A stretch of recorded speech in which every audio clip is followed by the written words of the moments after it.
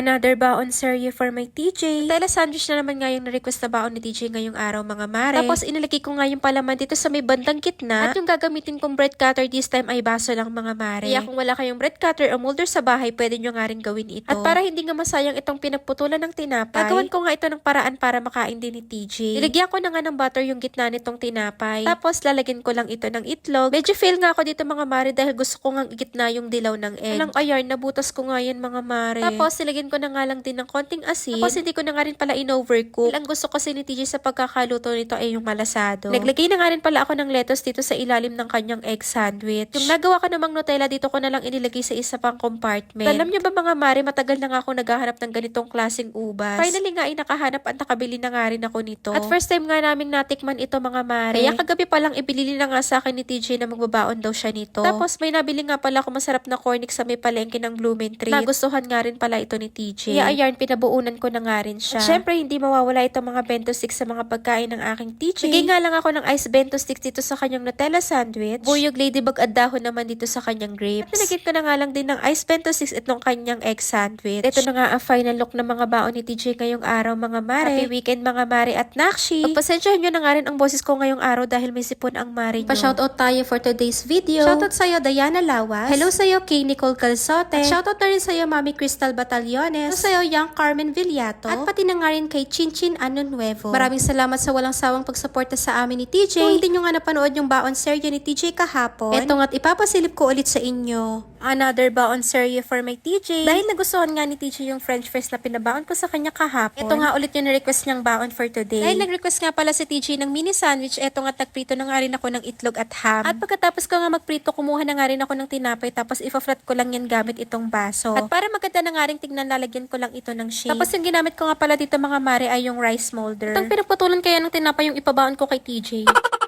Syempre, charot lang, love ko yan. Para sumakto lang din yung ham and egg dito sa kanyang sandwich, kinat ko na nga lang din ito gamit yung rice molder. Lalagay na nga rin pala ako ng lettuce tapos magugupit lang ako nung saktong magkakasya lang dito sa kanyang sandwich. At yung ketchup naman, i-spread ko lang dito sa tinapay. At ayun, ilalagay ko na nga dito yung egg, ham at lettuce. Mabalik naman tayo sa fries si TJ. Lalagyan ko lang ito ng konting asin, tapos isi-shake-shake ko lang yarn.